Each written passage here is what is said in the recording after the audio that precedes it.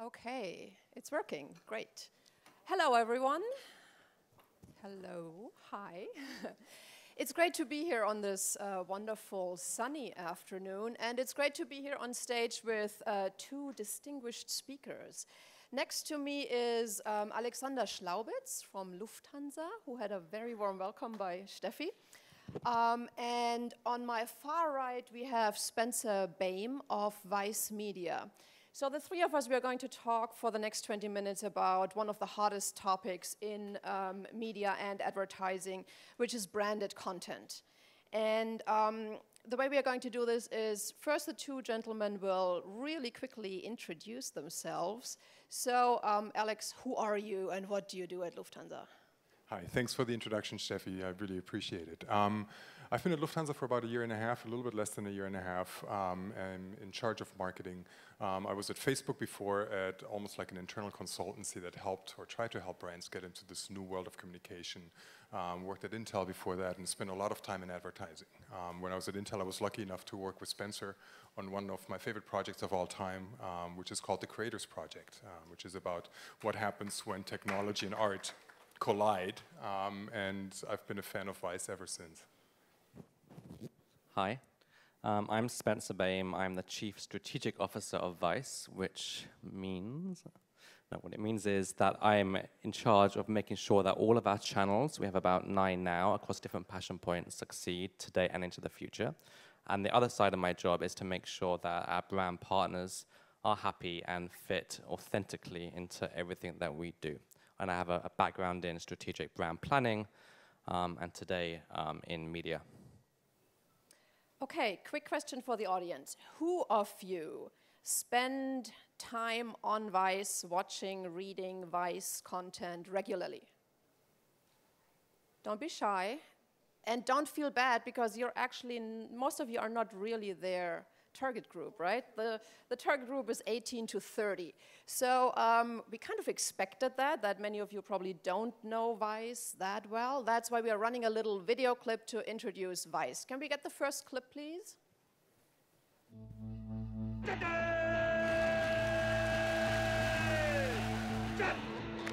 Shane Smith is here. He is the co-founder and CEO of the international media company Vice. He wants Vice to be the next CNN, the next ESPN, and the next MTV digitally. You've also said you want to be the Time Warner of the street. We already are the Time Warner of the street.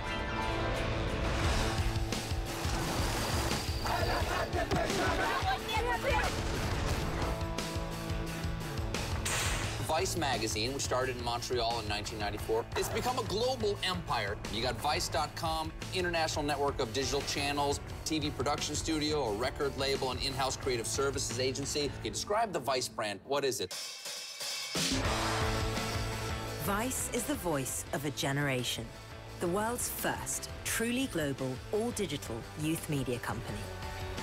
Every day, Vice delivers hours of original video online, covering the news, culture, and entertainment that defines the world we live in.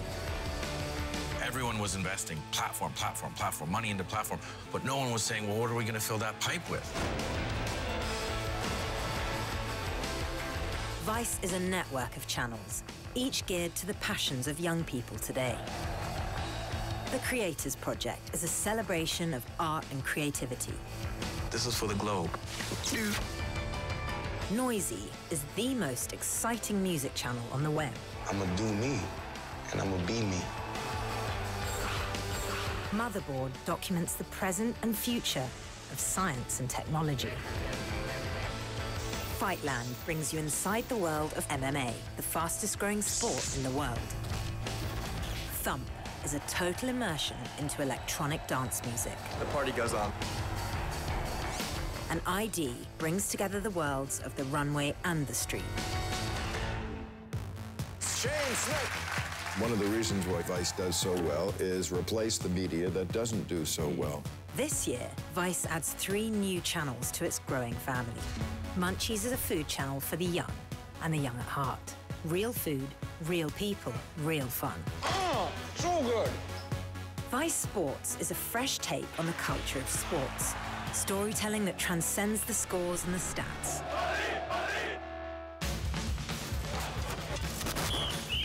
the news cycle is like kindergartners playing soccer. Because the ball goes over here, everybody goes over here, the ball goes, everybody goes over here. But there's a lot of other stuff happening in the world. So we just go and say, okay, we're going to go cover that stuff. Vice News is a first-person account of our changing world. Our reporters are on the ground, telling the stories that matter most in a language that young people understand and trust. Young people today have been marketed to since they were newborns. They've developed the most sophisticated bullshit detectors of all time. And the only way to circumvent that bullshit detector is to not bullshit. The people who shoot it have to be young. The people who cut it have to be young. The hosts have to be young. So if something is created in a boardroom, it will not work. Vice and its growing network of channels is defining the future of news and entertainment for young people everywhere. There's a changing of the guard every generation in media, and we are the changing of the guard for Gen Y.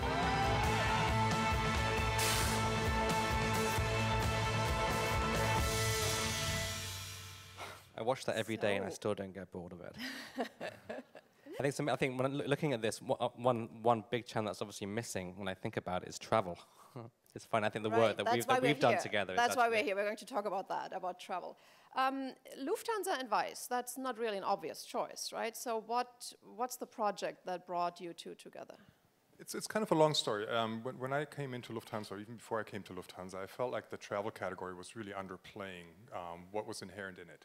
It had become so much about a chase for destinations and prices, as opposed to one of the things that really, really can enrich our lives. And we spend a lot of time at Facebook still talking about, this is such an important topic. It's the third largest kind of like household budget item in many cases.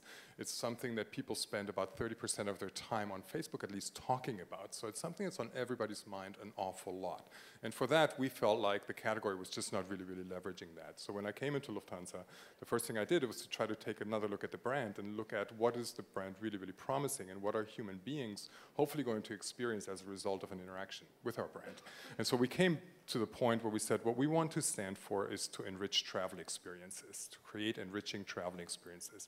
And what we mean by that is that every trip holds within it the opportunity to be something pretty fantastic. You know, we talked about the fact that, you know, I come over to New York for 2 days.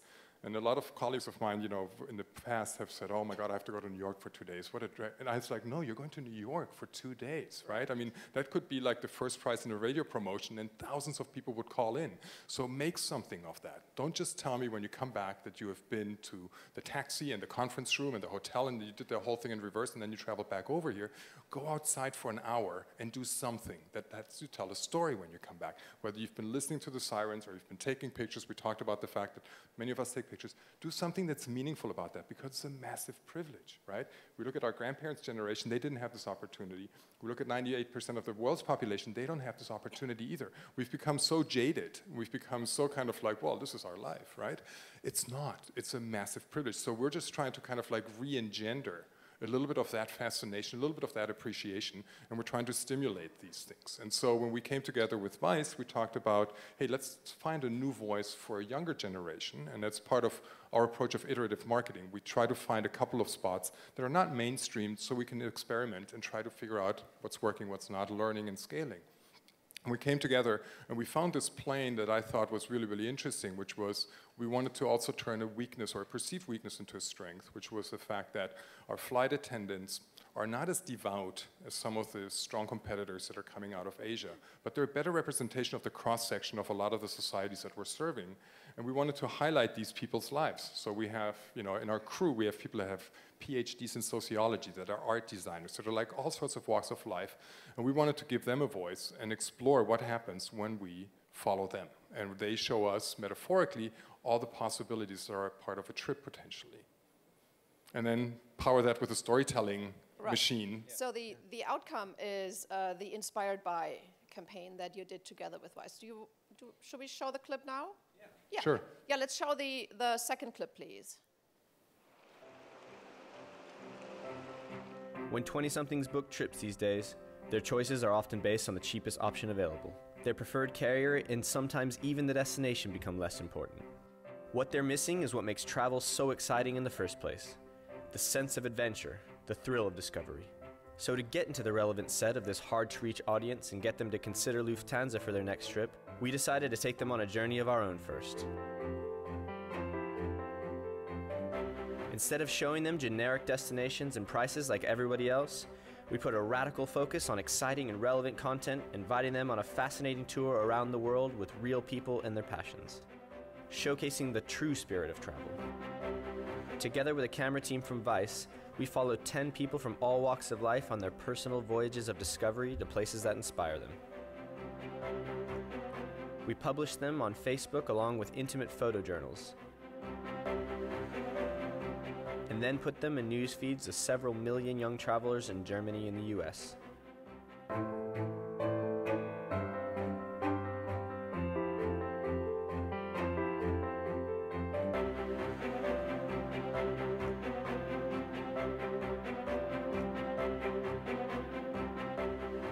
Over a period of just 11 weeks, we published relevant travel stories in a total of 55 posts. The results were more than inspiring. In total, the campaign delivered over 300 million impressions to people aged between 18 and 30. Over 7.3 million people saw our posts in their news feeds, and we achieved 64,000 user interactions per posting. Our videos were viewed more than 3 million times. But the greatest achievement is the fact that people loved our stories about travel inspiration and found them relevant to their lives. Out of the 64,000 people who interacted with each of our posts, the number of people who disliked them was 6. By contrast, we counted an average of more than 2,500 likes on every single post from people who now have a new and highly emotional connection to the Lufthansa brand.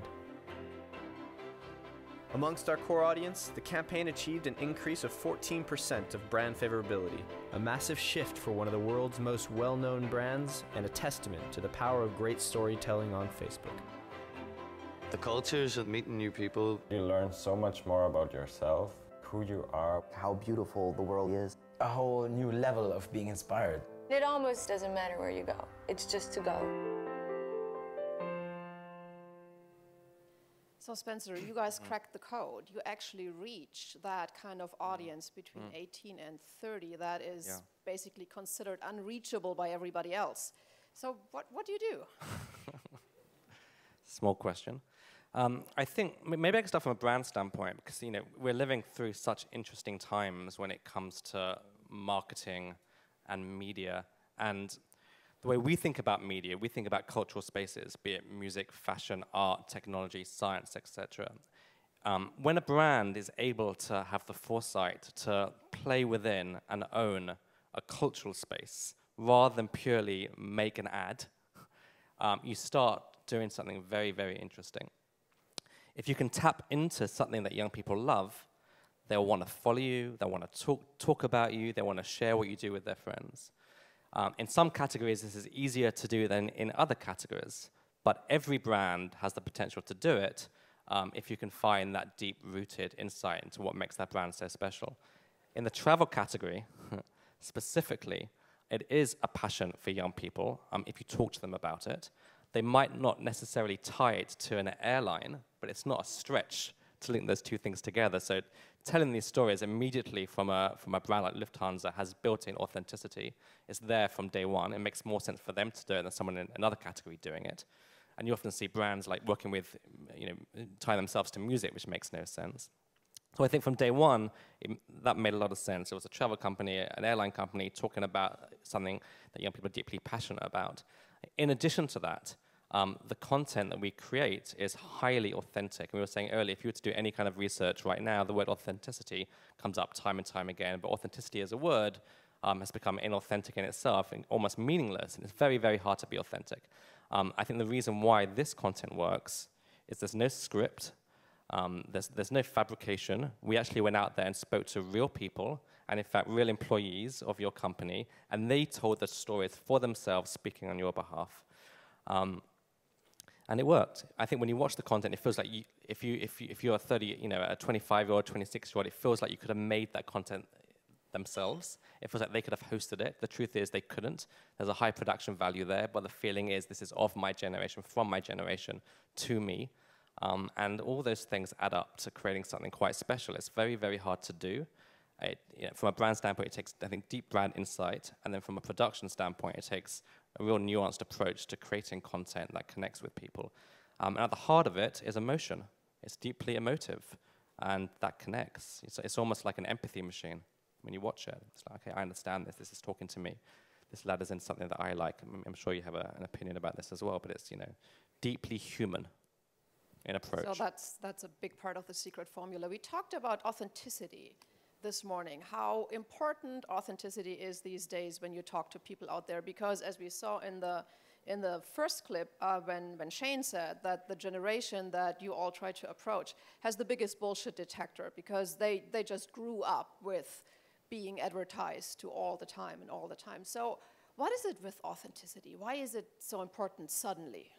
We talked about this morning, and I thought it was interesting because we had this theory for a long time when I was at Facebook that if a marketing historian were to kind of like sum up the last 80 years or so of marketing, they might resolve it as an anomaly in a time in which there was mass production, mass communication, and it became more of a shouting match than it became something about a genuine value proposition or a genuine relationship. Before that, as a service agent or as a producer of some good, you were always in immediate touch with your customers, and so you had to kind of like have a sustainable and authentic story. I think that's coming full circle again, and what we're finding is that because of the immediacy of some of these platforms, you're just not getting away with stuff anymore. So you have to be authentic. Now the difficult thing is that you can be authentic but perfectly boring. And how do you make sure that you are being authentic and compelling is oftentimes kind of like the hardest challenge. But when you crack it, I think what young people are also seeking for in a time when they're being bombarded with so many messages are some things around which they can actually anchor themselves, right? I mean, there's so much going on, and there's so few genuine things that they feel like they can actually build their personality around, or they can incorporate into their personality. So brands can actually do that, and so I think it's a responsibility upon marketeers now to demonstrate that and make it meaningful. It's extremely hard to do. If you define what authenticity means from a human standpoint, I think it means being myself, or being yourself, really being who you are and not trying to be someone else. Like, you wear the clothes that you feel comfortable in rather than wearing some other clothes because you just want to look cool. Being yourself. For a brand to be authentic, it's much easier if you have a brand leader, someone like Steve Jobs or Virgin 15 years ago in many ways, when it was Richard Branson, and therefore it feels authentic. Today, obviously, you have lots of different marketeers working at lots of different companies trying to create authentic communications when they themselves aren't the actual brand. So it's very challenging, I think, for anyone to communicate authentically. But it is the elixir. It's a lot harder work, but I think it's really rewarding. And you really have to dig into the DNA of your company. You really have to take a look at pluses and minuses, and look at the balance and try to kind of like figure out those things. And like I said, we're turning one of the perceived weaknesses of our staff, for example, into an advantage. And I think when you do that, you allow people to kind of like take a little bit of a glimpse behind the scenes, let them in on the story a little bit, and I think that helps in connecting. I think part of the reason Vice is so authentic, it's probably one of the most authentic brands out there, is because we are Vice, and the people we work with are Vice. It is coming out of us. We're putting our lives into it. It's natural, so it just flows. You said this morning that you actually hated the word branded content. And yes. Shane, I interviewed Shane a couple of weeks ago for Focus Magazine, Hubert Burda Media's Newsweekly. And Shane said, we don't do branded content at Vice. No. We do content sponsored by brands. Yes. So what's the difference? There's quite a difference. There's content on Vice, and there's the work that we did together, which actually didn't live on Vice. There's something slightly differently. But when there's content on Vice, it's very much, we do it in two ways. One, it's our own ideation internally when we come up with shows, and then we speak to brands and we find brands that make sense to partner with us on that content, but it's shows that we wanted to make anyway. Intel and the Creators Project is a great example of that. We wanted to get into the world of creativity and technology. We met with Intel, and it turned into this massive project which benefited both of us, but we do not see that as branded content. We see that as a channel that Vice wants to do. We would do it with or without a brand. It just so happened we were lucky enough that we found the perfect partner in Intel in that sense, but it didn't start from a brand brief and come be convoluted into content. It's not branded content, which that's how I would describe branded content. I think in the instance of this work, it was more white label, but the reason we did it is, once again, we see an incredible opportunity to get into the travel space. And we see that as another passion point for young people. So it's been an incredibly exciting ride in that sense. And as I was mentioning a little bit earlier, we're very seriously thinking about launching a travel channel at some point too. I think the danger in creating terminology like branded content is that it just tries to replace something that was known before that seems to have kind of like run the course of time, but it's not really different in the quality, right? Because branded content still runs the danger of wanting to go with a borrowed interest kind of like narrative and try to make yourself hip with something that's completely detached in essence from what you really, really stand for. And I think that's why the things that we've done with Vice are real partnerships, because they feel like they genuinely belong together to an extent, right? I mean, if a yogurt company, God bless yogurt, right? But if a yogurt company had tried to do this kind of work, it would have still been branded content, but it would not have been authentic and it wouldn't have been compelling and relevant. Well, as Vice, obviously we're a media company. We're always going to make the content that we want to make, and that we're going to find relevant or like-minded individuals to make it with. We're not an advertising agency, for instance, right? It's quite a different model. So now that branded content is so incredibly hot and everybody is going to jump on the bandwagon and then everybody is going to do branded content, what's the future? It's awful. I mean, it could be, right? It could be terrible if, because it's incredibly hard to make. It's all about making great content. If content isn't great, at best people aren't going to watch it. At worst, it's going to hurt the world, hurt brand perceptions, and just be really annoying, like 95% of advertising. So there's a horrible future here, potentially. If it's done right, I think we'll all be incredibly lucky, and there'll just be lots of great content in the world. But most likely there'll be a small percentage which is amazing and that people want to watch and pass on, and most of it will be just annoying. Well, it'll be advertising, but long-form advertising, right? And that's, who wants longer advertising? No. I think, it still needs to hold up to the same kind of, like, I always call it the trifecta, like, of marketing. It needs to be relevant, it needs to be ownable, and it needs to be differentiating for a brand to really meaningfully leverage those things. If it doesn't meet those criteria, you're just borrowing interest, you're just creating a story, and you're not creating additional meaning to your brand. And if you watch the Lufthansa work, there's very little Lufthansa actually in it. I mean, it's very clear that Lufthansa are associated with it and why they're doing it, but it's tied to the idea of inspiration for travel and personal growth. That could be a TV show. So, there are great examples out there, but it's hard to get right. It's really hard. Right. So, we're over time, right? Yeah. Suddenly it's gone up. It's gone up. Ever so slightly. It's gone up. Okay, we agree. One more question from the audience? Sure. Okay, we open this up for one more question from the audience. You were first. Just a second, we'll give you a micro. Sorry, we were chatting back here as you were speaking. To what extent, how do you compare and contrast what Red Bull Media House is doing? Here we know there's Red Bull product placement everywhere. Even the events are sponsored by Red Bull. The athletes are invariably have Red Bull painted all over their bodies, physically in many cases. Yet they produce amazing content. And there's an argument that Red Bull Media House is producing the coolest audience for this generation. What do you guys feel about it, and how do you compare and contrast what you're doing with what they're doing? I mean, what they're doing is amazing. It's very different to what they're another example of doing it right. What we're doing is quite different. Obviously, they are an energy drink, and they've taken that idea and translated it into experiences and content which totally encapsulate the brand ideal of it. Vice, you can speak for Lufthansa, but Vice is a media company. We don't make drinks. We had a clothes store, but it was a disaster about 6 years ago, a couple of clothes stores, so we focused on, we were a media company. That is our bread and butter.